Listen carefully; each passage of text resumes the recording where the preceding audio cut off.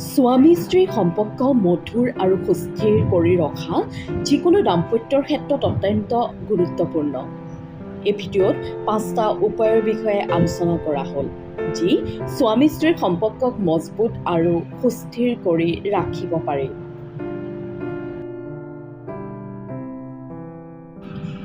1 number, সুদৃঢ় যোগাযোগ। যোগাযোগ যিকোনো সম্পৰ্কৰ আধাৰ। স্বামী স্ত্ৰীৰ মাজত মন খুলি সৎভাৱে কথা পাতিবলৈ আগ্ৰহী হোৱা উচিত। আপোনাৰ অনুভৱ, আশা আকাংক্ষা আৰু চিন্তা ভাৱনা নিৰ্ভয়ে শ্বেয়াৰ কৰা আৱশ্যক। সমস্যাসমূহ একেলগে আলোচনা কৰি সমাধানৰ পথ বিচাৰিব লাগে। কথোপকথনত ধৈৰ্য ধৰি মনোযোগেৰে শুনা আৰু সঁচা অনুভৱ প্ৰদৰ্শন কৰিলে পৰস্পৰৰ মাজত বিশ্বাস আৰু আন্তৰিকতা বৃদ্ধি পায়।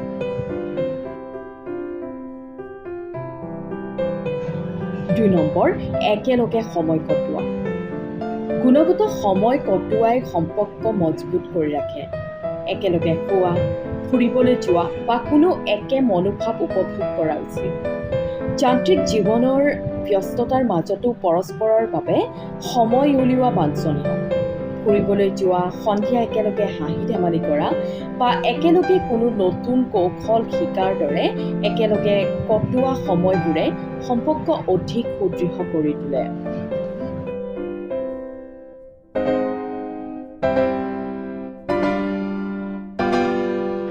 3 নম্বৰ, সমৰ্থন আৰু সন্মান।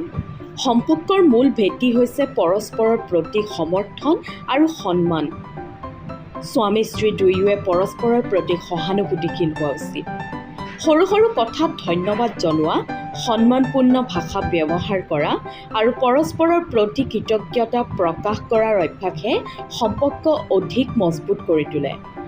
জ্ঞান, চিন্তা, ভাৱনা আৰু সিদ্ধান্তৰ ক্ষেত্ৰত একে পৰিমাণৰ মূল্য প্ৰদান কৰা উচিত।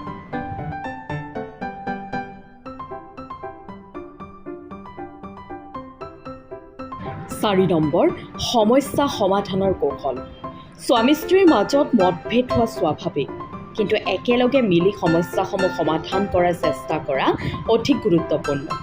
মতভেদৰ সময়ত ইজনে সিজনক কটু কথা নোকোৱাকৈ ধৈৰ্য আৰু সহানুভূতিৰে আলোচনা কৰি সমাধানৰ পথ উলিওৱা উচিত।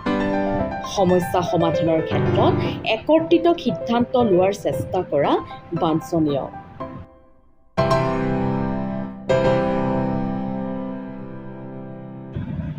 5 নম্বৰ, আনন্দ আৰু সৃষ্টিশীলতা।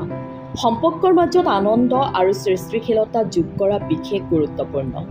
একেলগে নতুন কিছু চেষ্টা কৰা, নতুন স্থান ভ্ৰমণ কৰা বা নতুন অভিজ্ঞতা লাভ কৰা আৱশ্যক। সৃষ্টিশীলবোৰে সম্পৰ্কক নতুনত্ব আৰু উল্লাসময় কৰি তোলে। একেলগে ফূৰ্তি কৰা আৰু পৰস্পৰৰ সৈতে সময় উপভোগ কৰাৰ বাবে সময় অতিবাহিত কৰা সম্পৰ্কৰ বাবে উপকাৰী।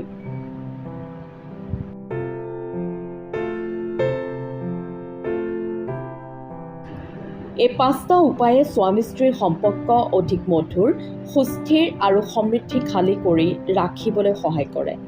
একেলগে মিলি আৰু ধৈৰ্য সহকাৰে আগবাঢ়িলে যিকোনো সমস্যা অতিক্ৰম কৰি মধুৰ সম্পৰ্ক গঠন কৰিব পৰা যায়।